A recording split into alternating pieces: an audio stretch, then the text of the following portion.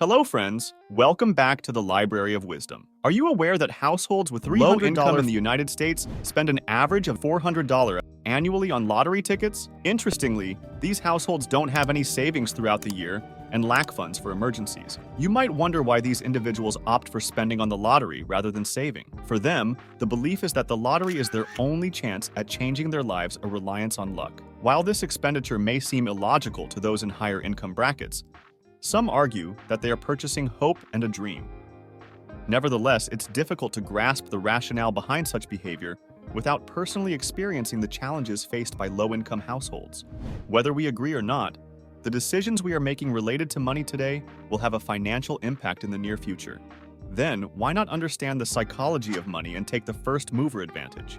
Hence, we are going to discuss the book, The Psychology of Money, written by Morgan Housel.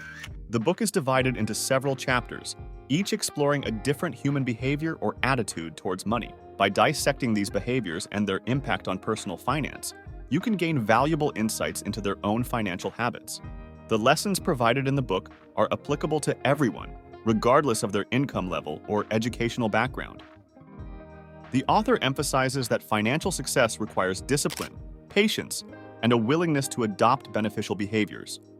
The book contains 12 crucial lessons, which offer practical guidance on improving one's financial situation. These lessons cover a wide range of topics, from the dangers of overconfidence to the benefits of adopting a long-term perspective on investments.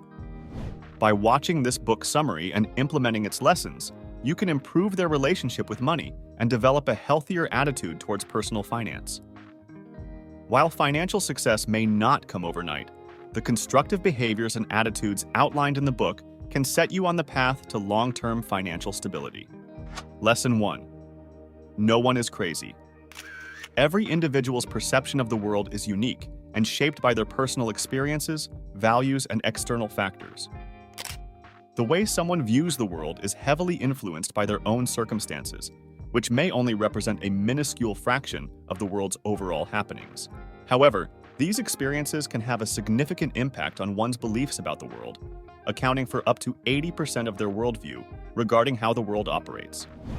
No amount of education or open-mindedness can accurately replicate the power of emotions, such as fear and uncertainty.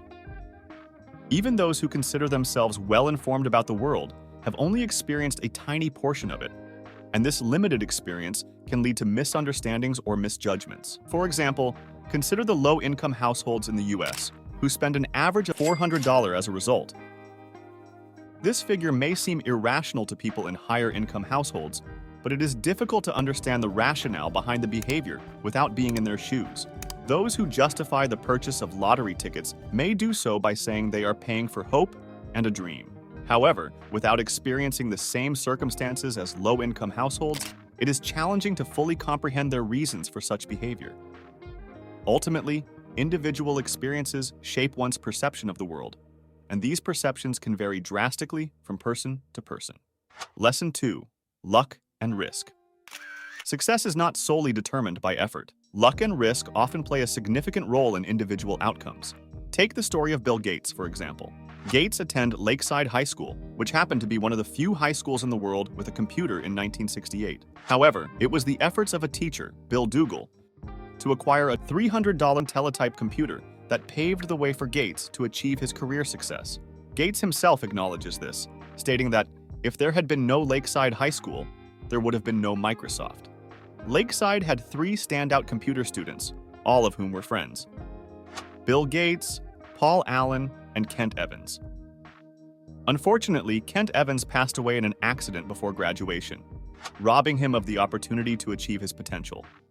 This serves as an example of bad luck.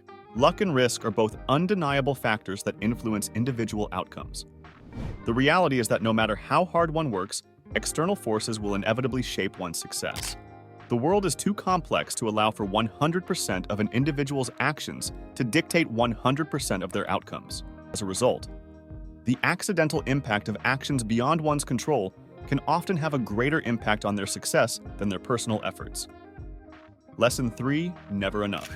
At a party hosted by a billionaire, writers Kurt Vonnegut and Joseph Heller had a conversation that highlights the idea of having enough. Vonnegut pointed out that the billionaire makes more money in a single day than Heller made from his popular novel. However, Heller replied by saying that he has something that the billionaire will never have enough. The hardest financial skill is knowing when to stop moving the goalpost. Often, we compare ourselves to others, which can lead to feelings of envy. Capitalism is excellent at generating both wealth and envy, but social comparison is an endless process. There will always be someone who has more money or status than you do. Having enough means knowing when to avoid taking risks that may cause regret. Many things in life are not worth the risk, regardless of the potential gains. A few examples include your reputation, freedom, family and friends, love, and happiness. The only way to win is by not playing the game. Knowing when to stop and having the discipline to walk away is the key to financial success and happiness.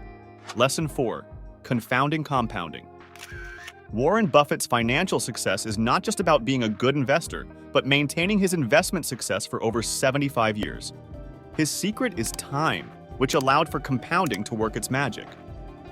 Good investing is not just about earning high returns, but earning consistent returns that can be repeated over time.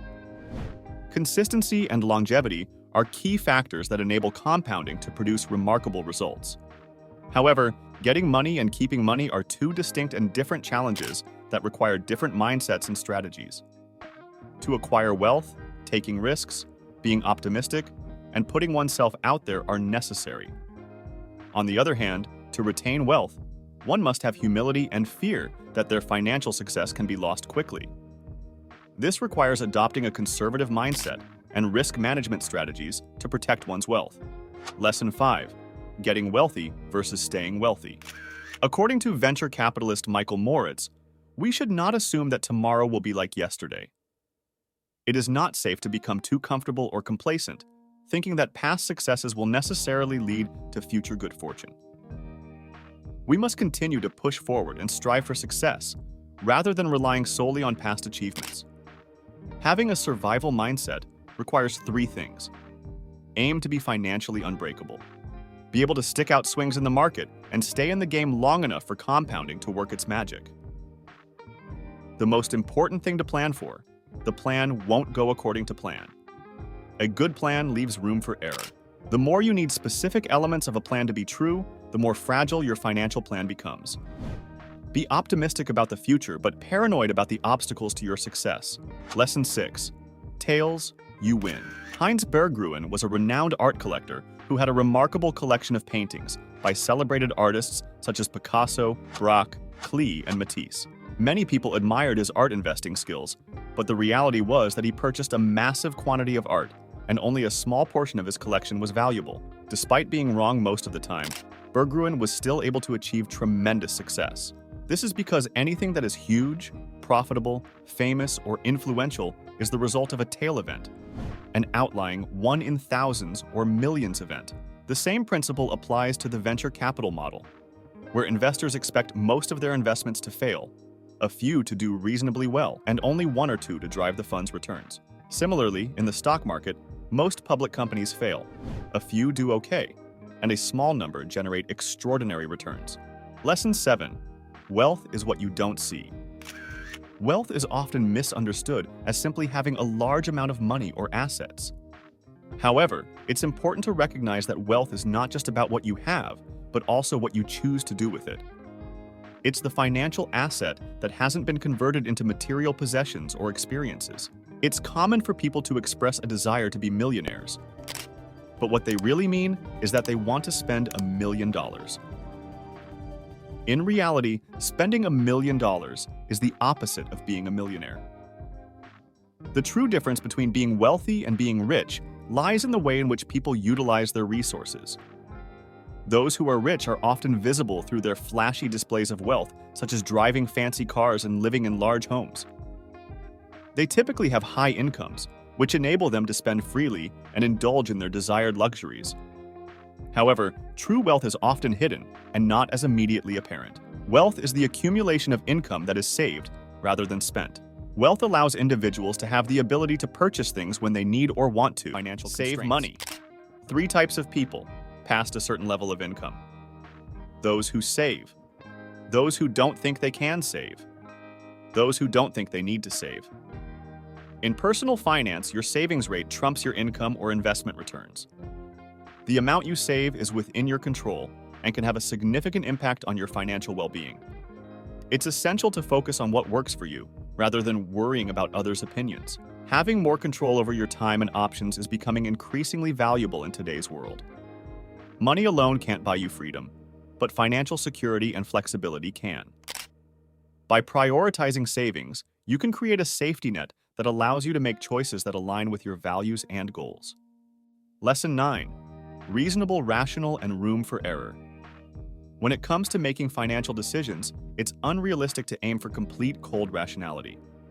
Instead, the goal should be to be reasonably rational.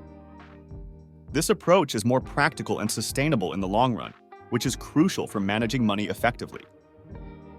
Over time, the odds of making money increase. This is because things that have never happened before can happen at any time.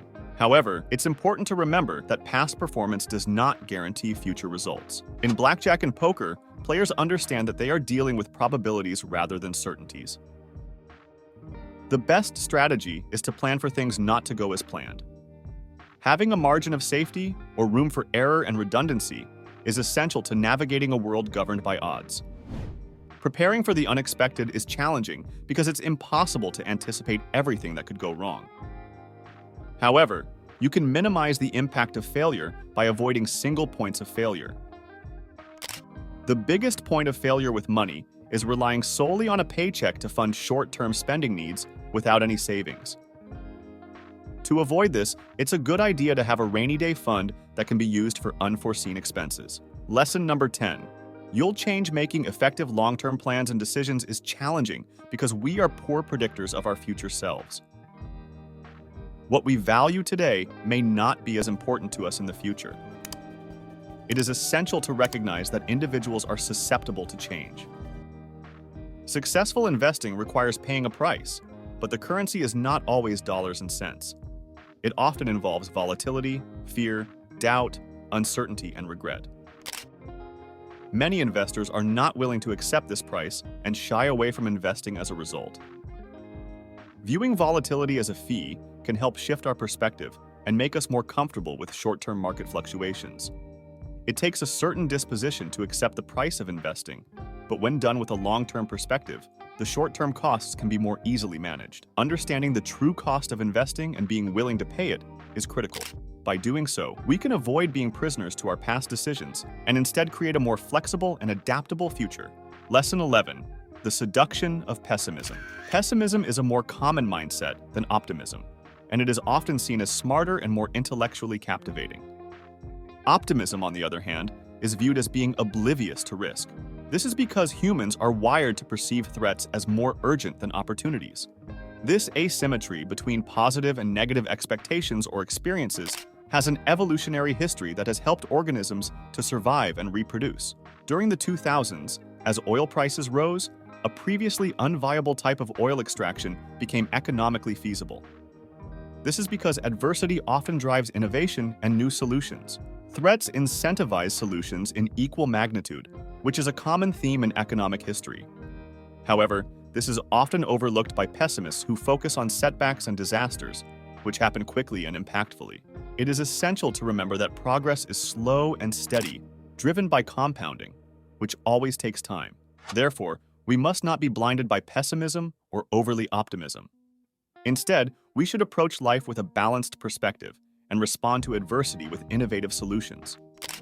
It is essential to acknowledge the reality that setbacks and failures will occur, but remain focused on the long-term progress and growth. Lesson number 12. Confessions. This lesson emphasizes the importance of independence in all of authors' financial decisions. Living below one's means is a key element of financial success, as well as finding pleasure in low-cost activities such as exercising, reading, podcasts, and learning. The author owns his house outright without a mortgage, acknowledging that while it may not be the best financial decision, 20% of his assets in cash to provide a safety net and avoid having to sell stock market investments in an emergency. This aligns with Charlie Munger's philosophy that the first rule of compounding is never to interrupt it unnecessarily. The author of The Psychology of Money no longer invests in individual stocks. and instead puts all of his stock market investments in low-cost index funds. While some investors can outperform the market averages, it is a challenging feat, and the majority of investors would benefit from selecting a strategy that has the highest probability of meeting their long-term goals. For most investors, this strategy would be investing in a low-cost index fund. In summary, the author's financial habits revolve around independence, living below one's means, prioritizing peace of mind, maintaining a safety net, and investing in low-cost index funds for long-term success. By following these practices, you can strive for financial success in their own lives. As you step back into the world armed with these insights, may you find harmony in your relationship with money, transforming not just your bank balance, but the very essence of your life. If you enjoyed this expedition into the realms of financial psychology, don't forget to hit that like button, share your thoughts in the comments below, and subscribe for more enlightening content here at the Library of Wisdom. Until next time, continue seeking wisdom in every page, and may your journey be filled with prosperity, purpose, and a wealth of knowledge. Stay wise!